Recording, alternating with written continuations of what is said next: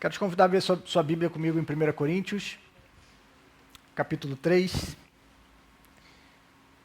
Nós vamos ler do verso 5 até o verso de número 17. 1 Coríntios, capítulo 3, do verso 5 até o verso de número 17.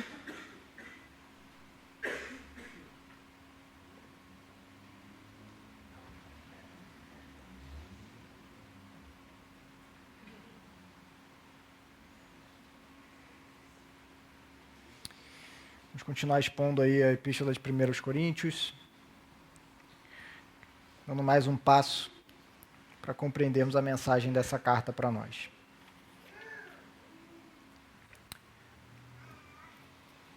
Amém? Diz assim a palavra do Senhor. Quem é Apolo? E quem é Paulo?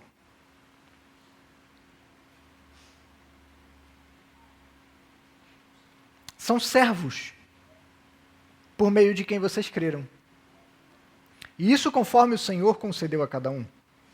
Eu plantei, Apolo regou, mas o crescimento veio de Deus. De modo que nem o que planta é alguma coisa, nem o que rega, mas Deus que dá o crescimento. Ora, o que planta e o que rega são um, e cada um receberá a sua recompensa de acordo com o seu próprio trabalho. Porque nós somos cooperadores de Deus. E vocês são lavoura de Deus e edifício de Deus.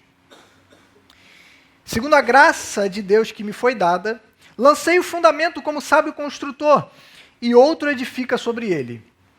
Porém, cada um veja como edifica. Porque ninguém pode lançar outro fundamento além do que já foi posto, o qual é Jesus Cristo.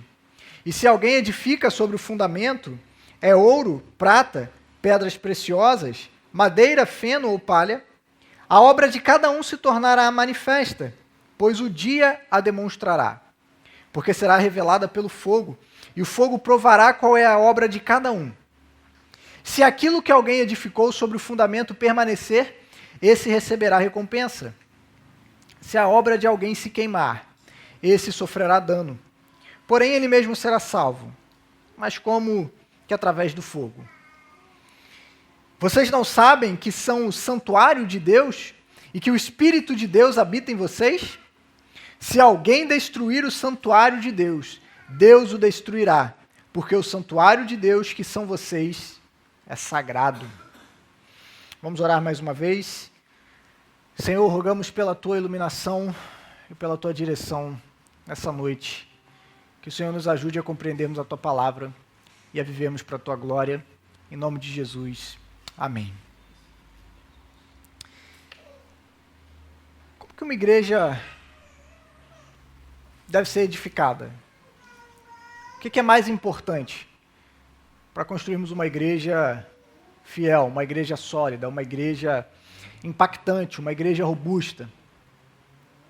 Quais os critérios nós devemos olhar? Quais são, usando a linguagem de Paulo nesse texto, qual é o tipo de material que a gente deve usar? O que uma igreja precisa para que ela seja aprovada por Deus? Para que seja considerada como uma igreja fiel? Para que seja considerada, de fato, como uma igreja de Deus, como povo de Deus?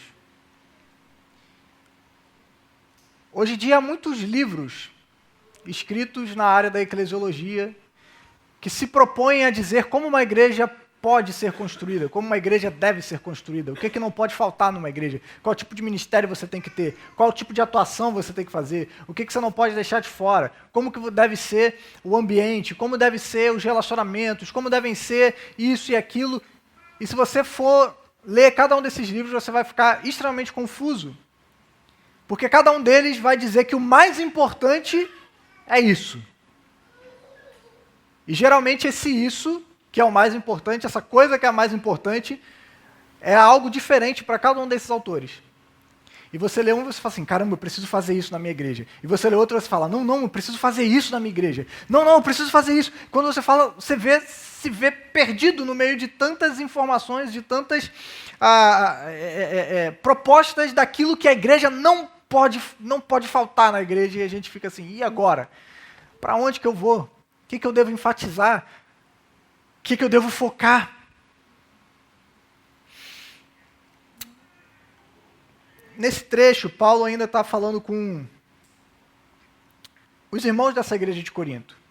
Ele ainda está confrontando alguns pensamentos equivocados em relação a eles. Na semana passada a gente viu que Paulo, ele traz uma advertência muito severa para essa igreja.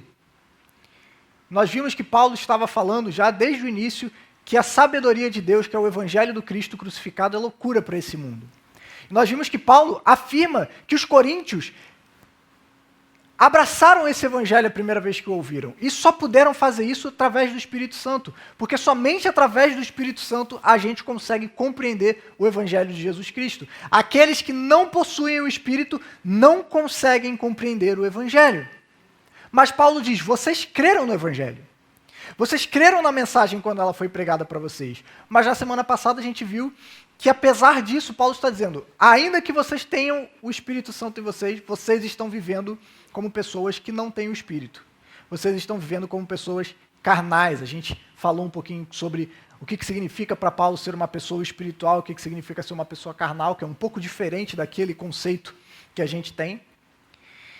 Basicamente, para Paulo, uma pessoa espiritual é uma pessoa que tem o Espírito e uma pessoa carnal é uma pessoa que não tem o Espírito.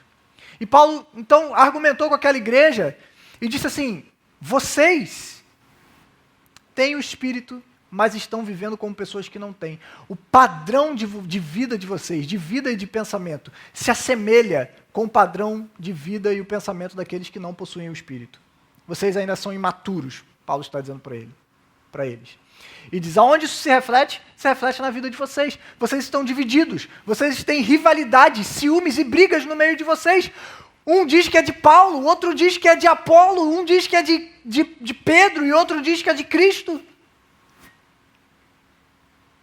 Porque vocês estão olhando para esses mestres que vocês têm como mestres. Estão dizendo, não, eu pertenço a Paulo, eu pertenço a Apolo, porque Apolo é melhor do que Paulo, porque Paulo é melhor do que Pedro, porque Pedro... Inclusive, colocam Cristo como simplesmente mais um mestre humano ao lado de todos esses. Isso é um grande absurdo, né? Por isso que Paulo lá no início vai falar, por acaso Paulo morreu por vocês?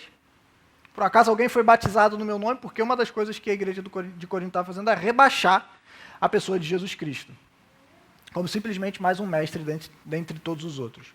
E agora Paulo retoma esse ponto aqui nesse trecho que a gente leu. Ele está dizendo, o que demonstra que vocês estão agindo como pessoas que não têm o Espírito Santo é a maneira como vocês vivem. Vocês estão divididos.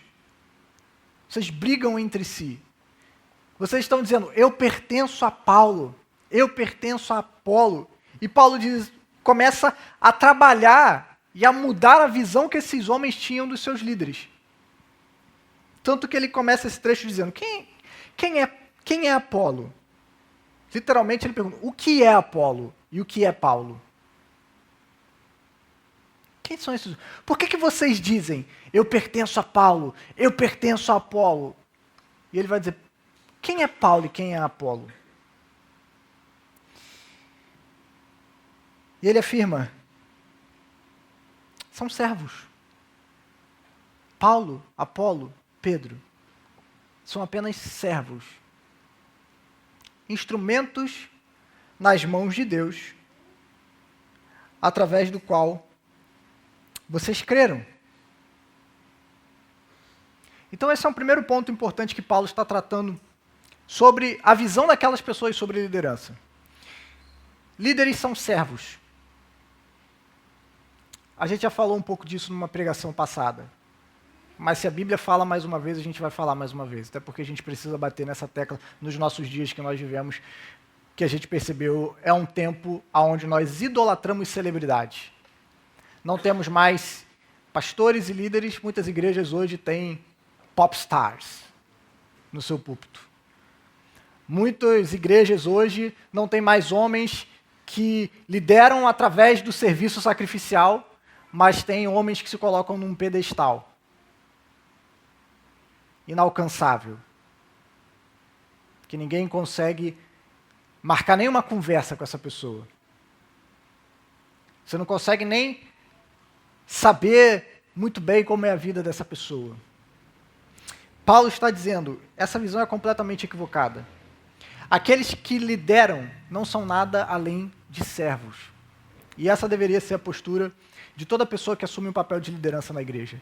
Não uma postura de exaltação, mas a liderança na igreja, mais do que privilégios, é claro que pastorear, cuidar de pessoas, liderar algum ministério, tem os seus privilégios, sim, é uma bênção poder exercer esse ministério, mas mais do que privilégios, o que deve ser enfatizado são as responsabilidades. E que grandes responsabilidades possui um pastor, um líder, alguém que lidera na casa de Deus. Então Paulo começa a corrigir a visão dessa igreja, que estava olhando para os seus líderes, para os seus mestres, de maneira muito equivocada, colocando eles em um local que eles jamais deveriam estar e que eles mesmos nunca se colocaram.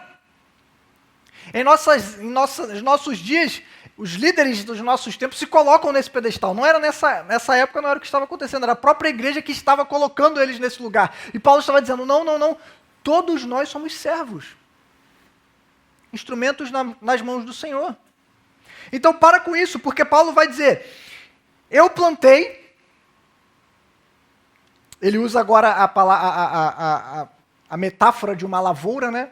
Paulo vai dizer, eu plantei, eu lancei a semente, plantei, Apolo veio depois de mim e regou, mas quem deu o crescimento foi Deus. Deus é quem faz a sua obra crescer. Independente de quem planta, independente de quem rega, é Deus quem faz crescer. É Deus quem faz a obra frutificar, é Deus quem faz a obra prosperar.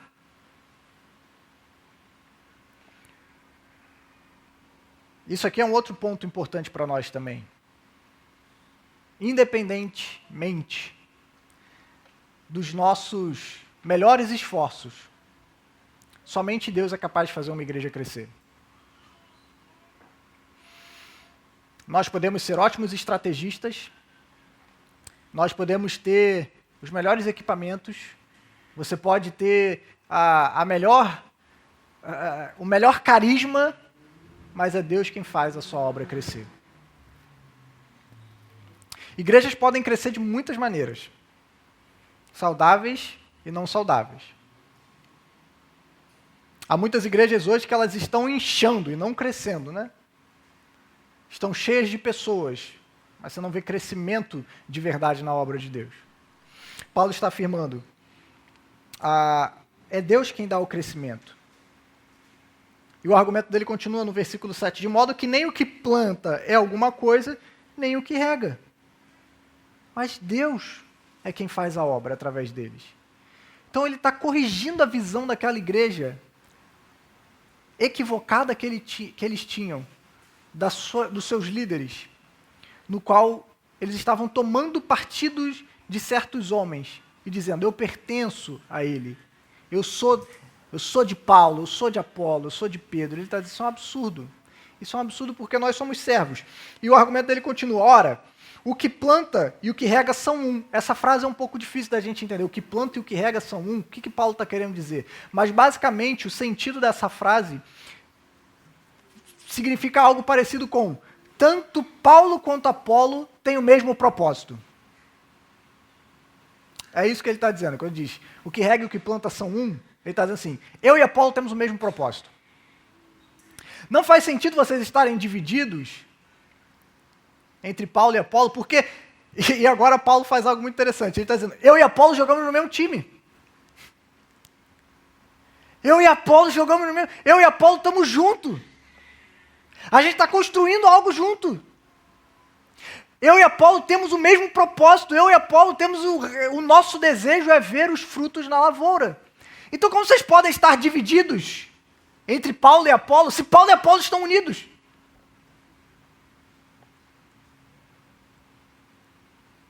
Paulo e Apolo estão cooperando um com o outro. Estão olhando para o mesmo lugar, estão com o mesmo propósito, estão buscando as mesmas coisas, vocês estão divididos entre Paulo e Apolo. Não faz sentido. Isso também é comum Em muitas igrejas, né? Infelizmente, a gente vê como a falta de maturidade gera isso em muitas igrejas. Onde os membros, às vezes, estão se colocando ao lado de certos líderes, enquanto os líderes estão juntos, estão buscando a unidade da igreja, mas cristãos imaturos não conseguem perceber isso. Não conseguem perceber a diversidade no meio da unidade do corpo. Paulo está dizendo também que Deus dá algo para cada um, conforme o Senhor concedeu a cada um. Então eu plantei, Apolo regou. Cada um tem uma capacidade, cada um tem um dom, cada um tem uma habilidade dada por Deus. E que bênção que o corpo de Deus é assim. Graças a Deus, aqui na nossa igreja, eu tenho uma equipe de liderança de homens que estão comigo. E que, graças a Deus, eles não são igual a mim. Eles têm dons diferentes dos meus, capacidades, pensamentos diferentes dos meus. Às vezes discordamos uns dos outros. E que bom que é assim. Para a igreja, que bom que é assim. Porque cada um complementa o que falta no outro. Cada um ajuda o que o outro tem de ausência. E quem é fortalecido com isso é a igreja. Mas quando a própria igreja, por conta da sua imaturidade, começa a dizer, não, eu prefiro o fulano. Ah, mas eu prefiro o cicrano. Eles estão fazendo algo completamente contrário ao objetivo do reino de Deus. Enquanto deveríamos todos estarem olhando e dizendo que bênção que fulano é assim, ele tem esses dons, que bênção que cicrano é assim, ele tem essa capacidade. Que bom, meus irmãos, que tem uma pessoa que tem capacidade de pregar, e que tem outra que tem capacidade de aconselhar, e que tem outra que tem capacidade de cuidar de gente que está sofrendo, e tem outra que tem habilidade de gerir, de administrar alguma coisa. Que bom que Deus distribui os seus dons para líderes diferentes, para pessoas diferentes. Nós não deveríamos ficar nos apegando às nossas preferências e os nossos gostos pessoais.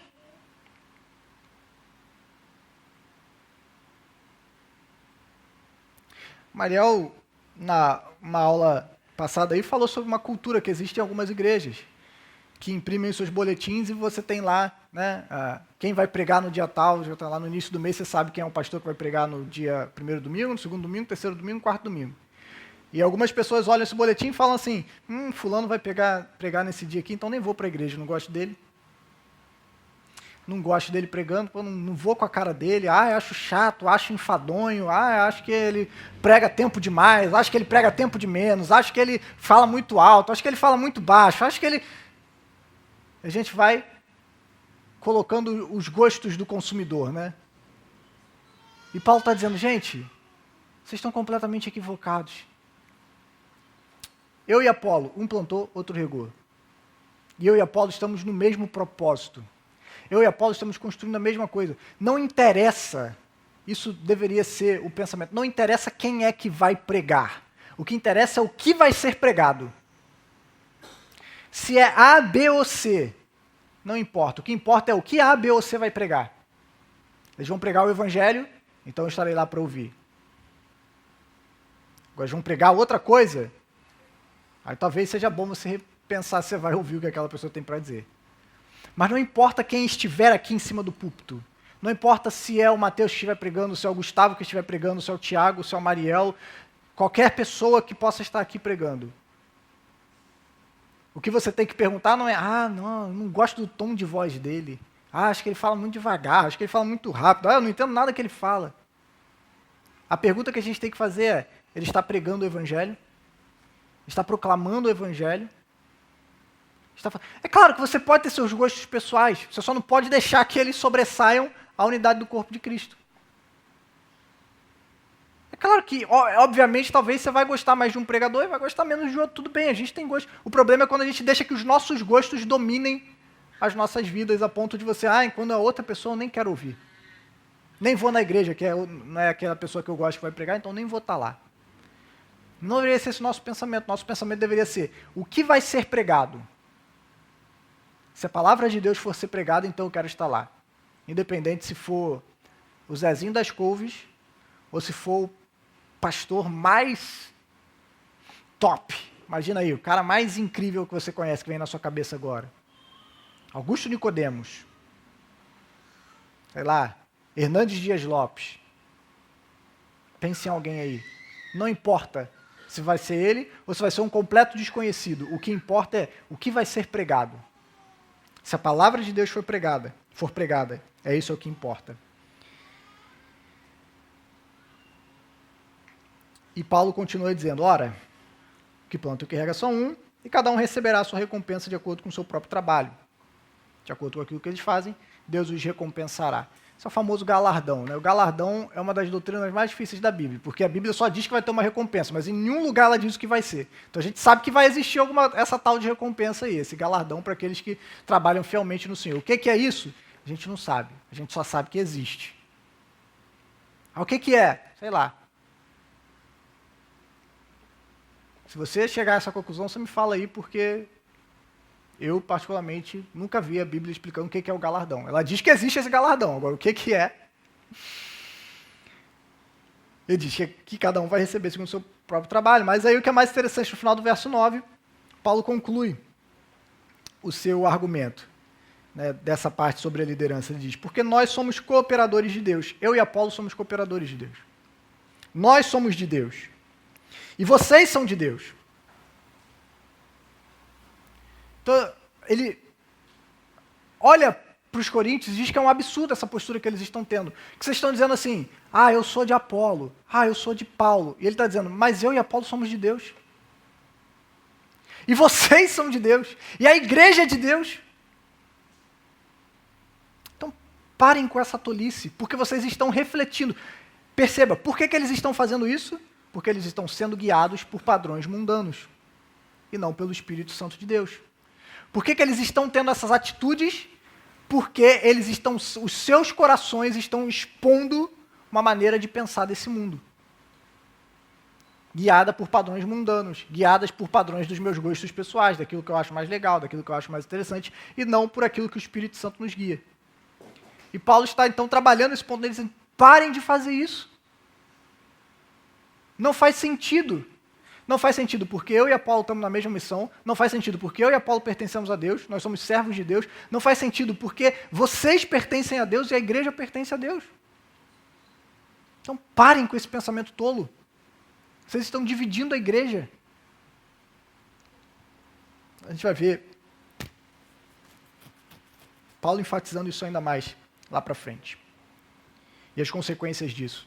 Não é algo banal, essa divisão que eles estão gerando na igreja. É algo que Paulo leva muito a sério. No final desse trecho a gente percebe a seriedade com que Paulo leva a sério. Não só Paulo, mas Deus leva a sério também. E aí ele começa então um novo argumento a partir do verso 10. Ele diz assim, segundo a graça de Deus que me foi dada, agora a imagem mudou, né? Antes era lavoura, agora ele vai falar de uma construção. Ele fala sobre a igreja como uma lavoura, e agora ele vai falar sobre a igreja como uma construção. Ele vai dizer, segundo a graça de Deus que me foi dada, lancei o fundamento como sábio construtor, e outro edifica sobre ele. Porém, cada um veja como edifica. Porque ninguém pode lançar outro fundamento, além do que foi posto, o qual é Jesus Cristo. E se o que alguém edifica sobre o fundamento é ouro, prata, pedras preciosas, madeira fina ou palha, a obra de cada um se tornará manifesta, pois o dia demonstrará. Porque será revelado pelo fogo, e o fogo provará qual é a obra de cada um.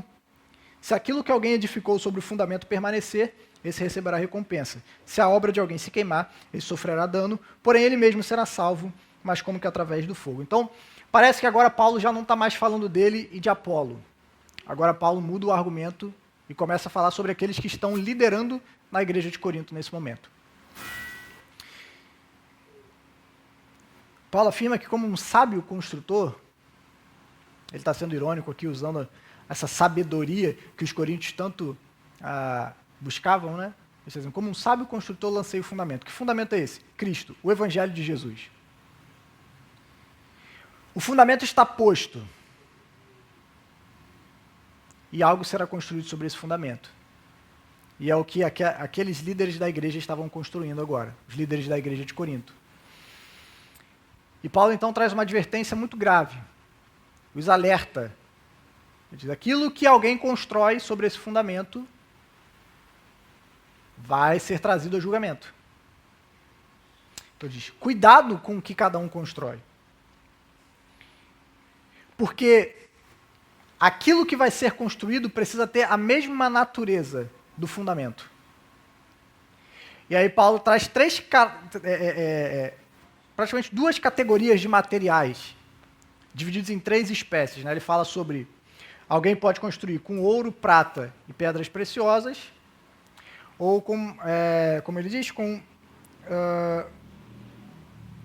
madeira, feno ou palha. E aqui, a analogia, a comparação que Paulo está fazendo, não é tanto sobre o valor dessas coisas. Não é, você precisa construir com coisas valiosas, e não com coisas que não têm valor. Mas o ponto principal de Paulo não é sobre o preço dessas coisas. Se for comparar ouro com madeira, o ouro é mais caro, pedras preciosas com palha.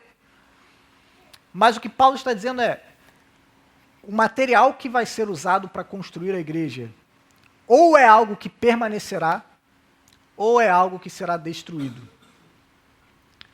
Ou é algo que tem um valor eterno, ou é algo que será passageiro.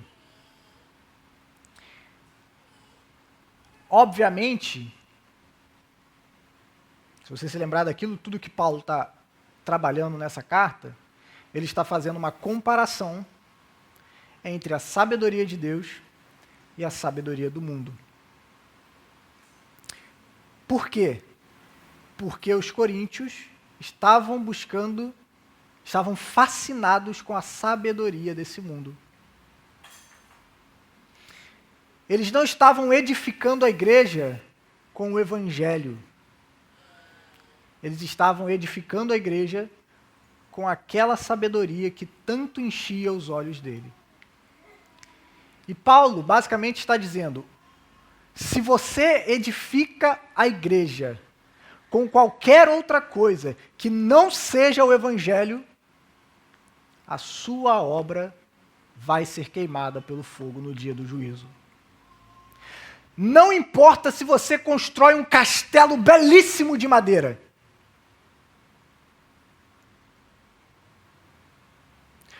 Não importa se aquilo que você construiu é uma obra fenomenal, incrível, uma obra da engenharia e da arquitetura. Paulo está dizendo, ou o que você constrói para edificar a igreja, o que você usa para edificar a igreja, é o evangelho, algo que permanecerá, ouro, prata, pedras preciosas, é o evangelho, a loucura de Deus, ou o que você vai usar para edificar a igreja é algo que vai perecer. Independente se você usar da melhor maneira possível esses materiais. E isso aqui nos chama a atenção. Nós deveríamos ponderar sobre isso.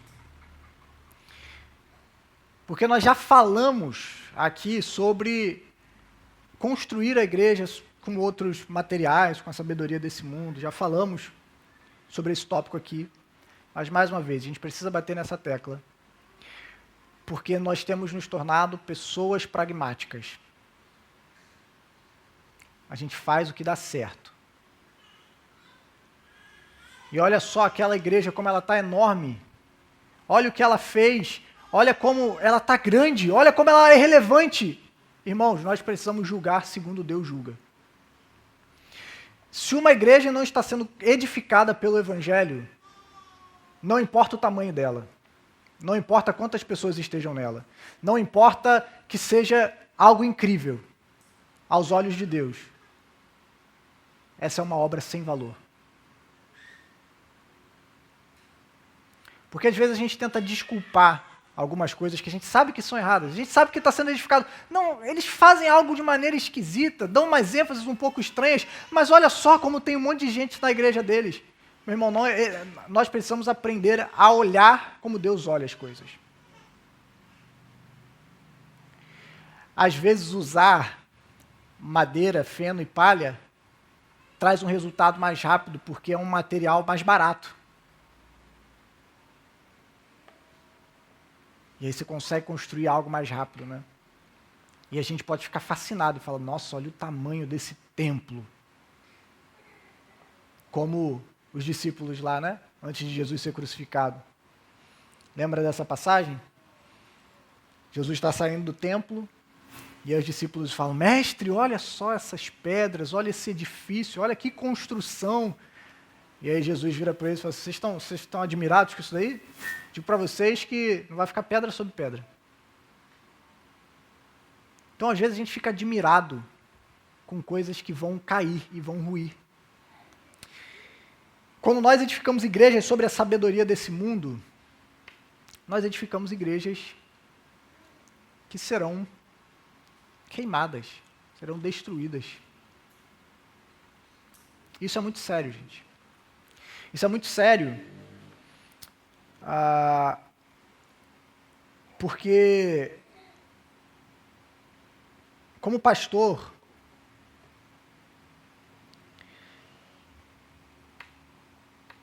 pesa sobre mim essa responsabilidade de me colocar diante de Deus todos os dias e falar, Senhor, não me deixe construir a sua igreja com material vagabundo. Não me deixe trocar o teu santo evangelho por qualquer coisa que dê um resultado rápido. Não me deixe, Senhor, ter os meus olhos fascinados pelos resultados imediatos e pelas grandes coisas que outras igrejas fazem e conquistam tão rápido. Não me deixe ceder, Senhor, à pressão de usar outra coisa que não seja o seu evangelho para edificar a sua igreja. Isso é muito sério, gente. Nós não estamos falando de empreendimentos humanos. Não estamos falando de um case de sucesso de uma empresa. Estamos falando da igreja de Cristo. E qualquer coisa que a gente use para edificar a igreja de Cristo que não seja o evangelho, ainda que dê muito resultado, é algo que deve ser completamente descartado. E nós vemos o resultado de se construir sobre o fundamento que é Cristo com esses materiais de qualidade duvidosa. E isso é perceptível. Se você souber observar, você nota como que quando igrejas que são construídas sobre a sabedoria humana, elas têm um tempo de validade. É só você olhar os movimentos que aconteceram aí nas décadas de 80, 90, como são cíclicos. Duram 15, 20 anos, depois surge uma nova moda. 15, 20 anos, depois surge uma nova moda. 15, 20 anos, surge uma nova moda. E vai ficando ultrapassado. Vai ficando ultrapassado. É muito interessante, você tem autores muito influentes nesse meio chamado movimento de crescimento de igreja, autores que lançaram livros importantes aí no cenário mundial, que influenciaram igrejas, no Brasil influenciam até hoje, que hoje olham o que eles fizeram, olham o que eles começaram a olhar lá para trás e dizem assim, eu falhei nas ênfases que eu dei. Eu dei ênfases em lugares errados. Eu dei ênfase em lugares errados.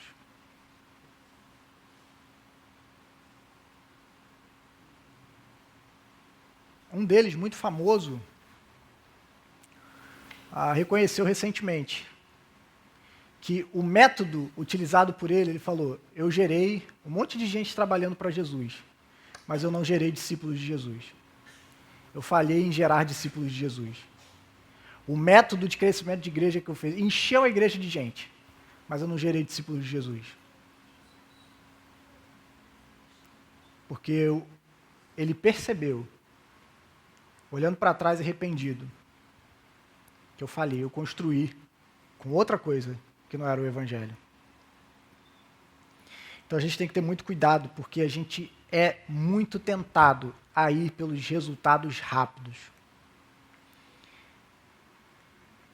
Nossa, aquela igreja lá, em 3 anos explodiu.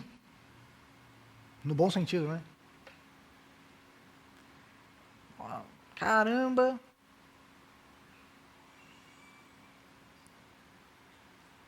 Vocês não sabem como isso é tentador para a liderança de uma igreja. Se comparar e dizer, Senhor, por que eles lá estão crescendo tanto e a nossa igrejinha aqui parece que cresce a conta-gotas. O que eles estão fazendo, hein?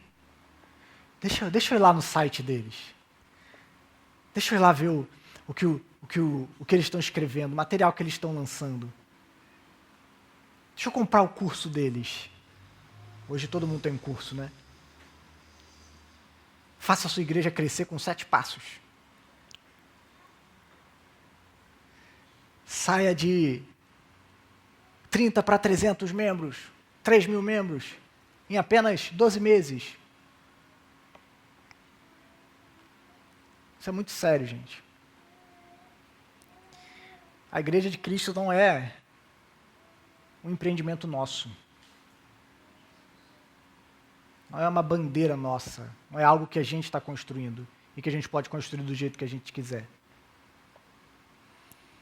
Se nós edificamos a igreja com qualquer outra coisa que não seja o Evangelho. Paulo afirma que no dia do julgamento isso será demonstrado. Isso será revelado. Isso tem muita seriedade quando falamos sobre isso. Porque nós não estamos falando sobre um partido político, sobre uma agremiação, não estamos falando sobre um clube da vizinhança, estamos falando sobre o reino de Deus, sobre a igreja de Deus. Paulo diz, no último dia, cada obra será provada com fogo. E o material que foi usado para edificar vai se revelar. Se foi um material que permanece, que é durável, ou se foi um material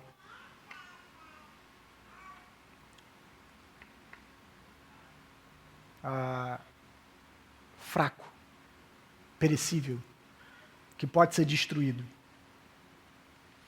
Se foi edificado sobre a sabedoria de Deus ou se foi edificado pela sabedoria do mundo.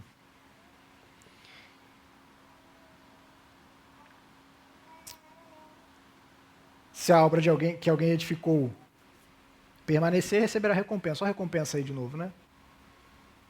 Imagino que Paulo está falando isso para incentivar a fidelidade no ministério. Permaneça fiel, independente dos resultados humanos.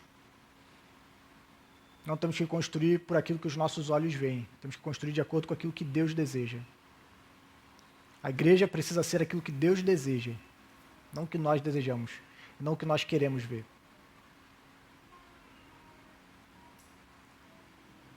Existem igrejas que são sucesso aos olhos dos homens, mas são um fracasso aos olhos de Deus. E existem igrejas que são um fracasso aos olhos dos homens e são um sucesso aos olhos de Deus. Já leu Apocalipse? Nunca leu? Vai lá, ver o que Cristo fala sobre algumas igrejas. Você acha que é pobre, mas você é rica. Depois dá uma olhada lá nas 7 cartas.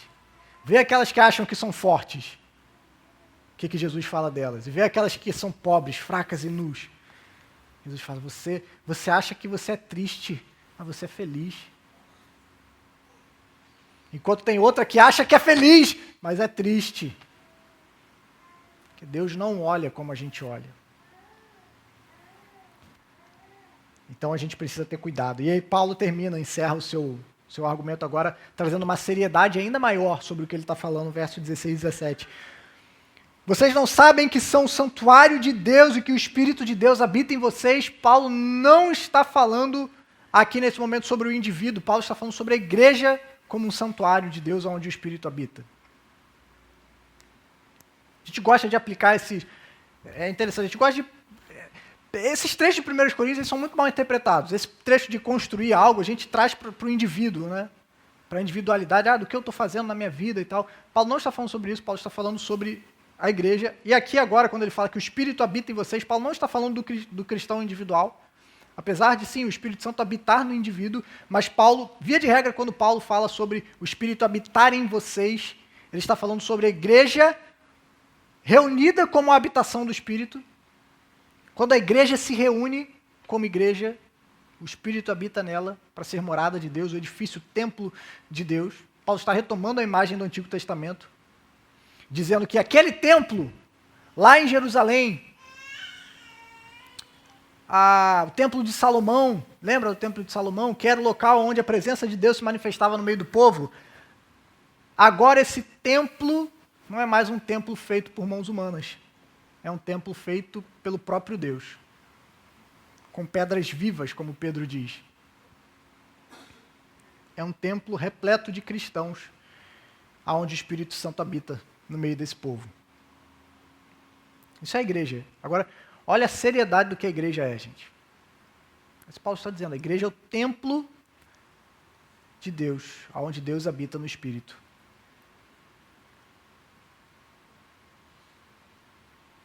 A igreja é o templo de Deus. Eu já ouvi algumas pessoas dizendo assim, eu tenho certeza que se Jesus viesse na terra hoje, o último lugar que ele pisaria era dentro de uma igreja. Equívoco. Segundo as Escrituras, Jesus está no meio da sua igreja hoje. Segundo o Apocalipse, mais uma vez, ele caminha no meio das suas igrejas. Lembra lá? Eu sou aquele que caminha entre os candelabros e tenho 7 anjos na palma das minhas mãos. Eu conheço as minhas igrejas, eu estou no meio delas. Eu habito no meio da minha igreja pelo Espírito. E aí, Paulo traz o alerta final. Se alguém destruir o santuário de Deus, Deus o destruirá. Se alguém destruir o santuário de Deus, Deus o destruirá. Porque o santuário de Deus, que são vocês, é sagrado. Se alguém destruir o santuário de Deus, Deus o destruirá. Isso é um alerta muito grave para essa igreja. Porque o que eles estavam fazendo, ao edificar a igreja sobre a sabedoria humana, eles estavam rachando essa igreja. Eles estavam destruindo essa igreja. As brigas, as rivalidades, os ciúmes, Paulo está dizendo, que são resultado da busca de vocês por uma sabedoria mundana, está destruindo o templo de Deus na cidade de Corinto, que são vocês. E aqui Paulo traz uma mensagem muito clara. Quem destruir o templo de Deus, Deus o destruirá. Essa é a seriedade com que Deus olha para a igreja local. Essa é a seriedade com que Deus olha para a igreja local. Ai daqueles que agem para destruir a obra de Deus.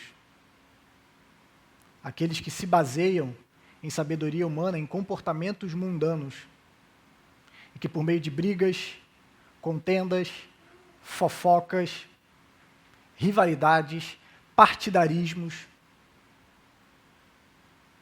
egoísmo, agem por conta própria e começam a rachar a igreja de Cristo.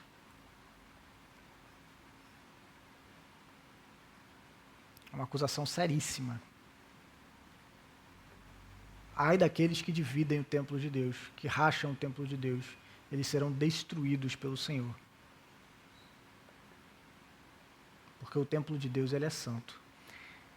Isso aqui é o problema, porque a igreja de Corinto era para ser um templo santo. Dentro daquela cidade idólatra, cheia de templos pagãos, a igreja de Corinto era para ser um templo separado ao Senhor. no qual o povo daquela cidade pudesse ter uma alternativa de um modo de vida diferente daquele que se vivia na cidade de Corinto. Quando os coríntios estavam buscando edificar a igreja com a sabedoria do mundo, Paulo está dizendo, vocês estão impedindo as pessoas da cidade de Corinto de verem essa alternativa no meio deles. Vocês estão construindo um templo que é igual ao templo que eles já conhecem. Quando vocês foram chamados para edificarem um templo ao Senhor, um templo santo, um templo que demonstra uma maneira diferente de se viver. Na quinta-feira a gente falou muito sobre isso aqui no nosso pequeno grupo. É importante você vir no nosso pequeno grupo por conta disso, que a gente aprofunda alguns temas. E a gente aqui debateu muito sobre como a igreja deveria viver de maneira diferente do mundo. A maneira como nós criamos os nossos filhos deveria ser diferente. A maneira dos nossos casamentos deveriam ser diferentes. A maneira como nós vivemos em comunhão deveria ser diferente. Estive participando. Concluí hoje o meu curso de aconselhamento bíblico que eu estava fazendo, lá em Macaé. 6 meses indo para Macaé. Final de semana todo. Hoje recebi o certificado lá, o diploma. E estava ouvindo do pastor que ministra as aulas algo muito impactante. Estávamos falando hoje sobre, na verdade ontem, sobre o que é viver em comunhão, de verdade, viver em comunhão de verdade. Né? Não só conviver, né? A gente acha que só conviver é comunhão, e não é. Só as pessoas estarem juntas é comunhão, não é. Comunhão é algo mais do que só estar junto, do que só conviver. Você pode conviver e não ter comunhão. E eles estavam falando sobre a experiência de algumas igrejas, que eles viram realmente a marca do que é a comunhão. Eles estavam citando igrejas que realmente se importavam uns com os outros, que amavam uns aos outros, que se importavam com a vida espiritual dos irmãos, não só com a vida espiritual, mas com a vida nessa terra. E ele falou de uma igreja onde um grupo que existiam alguns irmãos que moravam mais longe da igreja e não conseguiam, não tinham dinheiro para comprar um carro para ir para a igreja. Ele falou assim, sabe o que é comunhão? Foi quando um grupo de irmãos que tinham mais condições se juntaram, e eles compraram carros e deram para esses irmãos para eles poderem ir para a igreja. Ele falou, parece mentira, né? Parece loucura. E não foi o pastor que pediu. Foram os irmãos que viram a necessidade e sentiram no coração o desejo de abençoar. Que loucura, eles compraram um carro. E ele falou, conheço irmãos que pagam plano de saúde para outras pessoas na igreja, que eles não têm dinheiro para pagar o plano de saúde, eles abençoam uns aos outros. Esse pastor lá falou assim, os meus filhos foram abençoados. Teve um irmão da igreja que falou, eu quero pagar 50% da faculdade dos seus filhos. Isso é comunhão. É viver um jeito diferente. Eu não estou falando só de bens materiais, são exemplos que são mais palpáveis para nós. E que a gente fala assim, nossa, que loucura, eu jamais conseguiria fazer isso. Pegar o meu dinheiro e pagar um plano de saúde caríssimo para uma família que não tem condição de pagar? Não, vou tirar dos meus para dar para os outros. Mas geralmente uma igreja onde existe comunhão de verdade, onde as pessoas se amam de verdade, as pessoas não estão olhando para o dinheiro, eles estão olhando para o irmão, para as necessidades dos irmãos. E aí, existem muitas necessidades que a gente pode suprir, não só necessidades materiais, necessidades espirituais, necessidades emocionais, necessidades relacionais. Às vezes tem um irmão que a pobreza dele é de amigos. Ele só queria alguém para conversar. E às vezes Deus tem te abençoado. Olha só, com tempo para você poder conversar com esse irmão. Está vendo como não é só sobre dinheiro? Às vezes Deus tem te abençoado com a possibilidade de você tirar um tempo durante a sua semana para você ir lá e conversar com esse irmão. sentar, bater um papo, perguntar como é que ele está, como é que tá a vida, orar por ele, caminhar junto.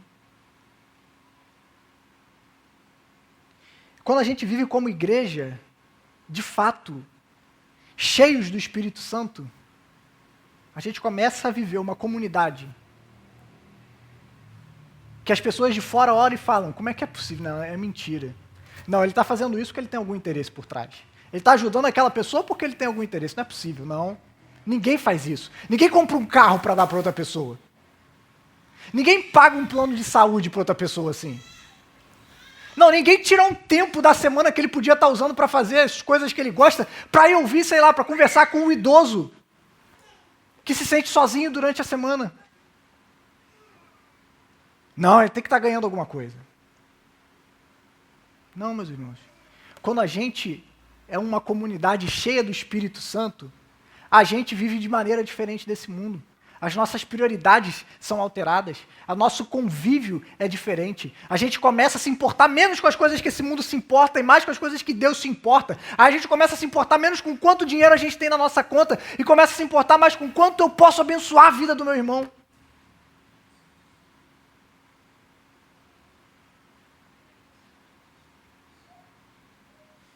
Eu começo a me importar menos com a minha reputação, com o que eu vou parecer para as pessoas, o que as pessoas vão achar de mim. E eu começo a amar aqueles que não têm nada para me oferecer. E eu começo a amar aqueles que nunca vão poder me retribuir algo em troca. A igreja de Corinto, porque estava edificando a sua igreja, não sobre o evangelho, mas sobre a sabedoria desse mundo, era uma igreja que estava impedindo as pessoas daquela cidade de verem essa realidade se manifestar no meio deles. Por quê? Porque eles estavam vivendo segundo os padrões desse mundo. E o que isso tinha gerado no meio da igreja? Brigas, divisões, partidarismos, rivalidades, ciúmes. Em vez de serem o povo de Deus no meio daquela cidade, eles estavam simplesmente refletindo o que aquela cidade era. E é por isso que Paulo traz essa advertência. Quem destruir o templo de Deus será destruído por Deus.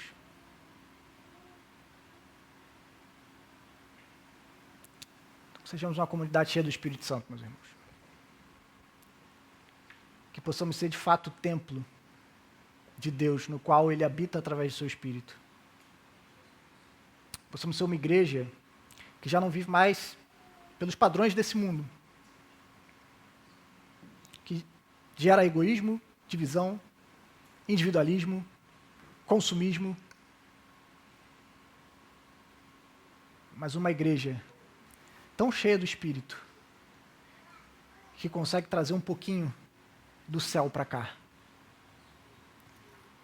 da realidade de um povo que entendeu o mandamento que Cristo nos deu. Novo mandamento vos dou, que vocês amem uns aos outros como eu vos amei.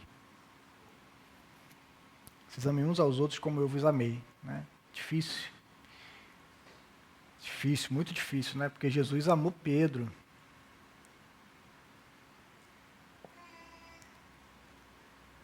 Jesus amou quem o traiu. Jesus amou quem o abandonou. Jesus amou quem não tinha nada para dar para ele. Jesus amou quem o matou numa cruz e deu sua vida por eles. Jesus amou um cara que, tão enfurecido com a igreja, saiu perseguindo, matando, prendendo os cristãos. Jesus amou esse cara.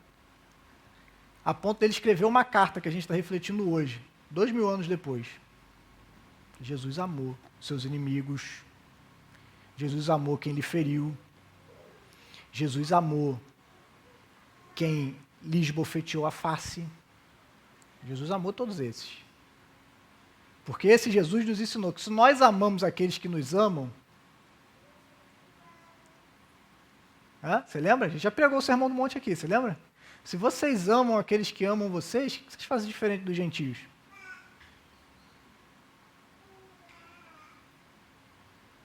Se vocês amam aqueles que amam vocês, vocês fazem o que qualquer pessoa no mundo é capaz de fazer.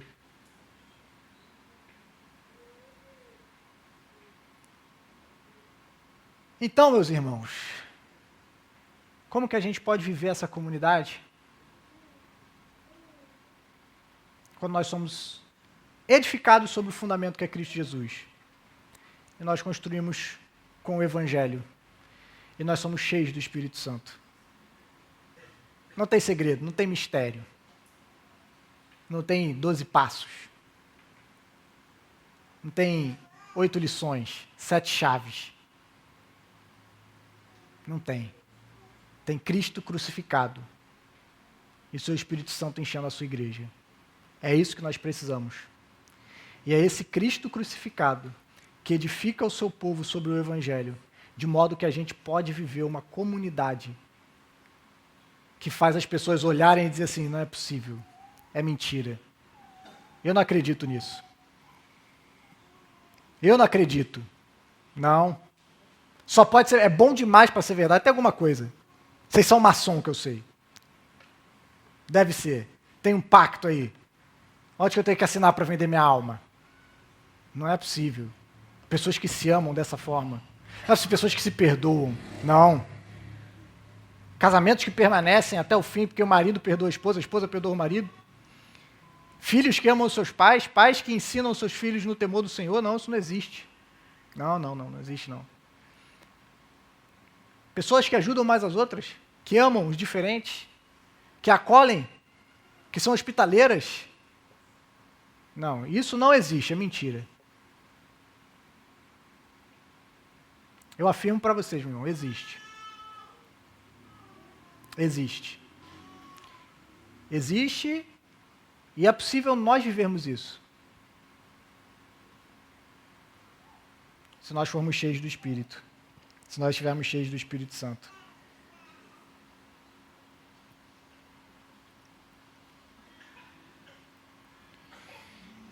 Que Deus nos abençoe.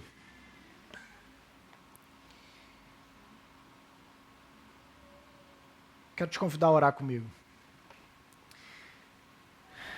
Senhor,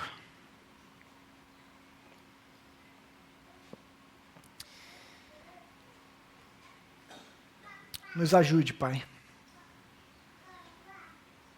como tua igreja,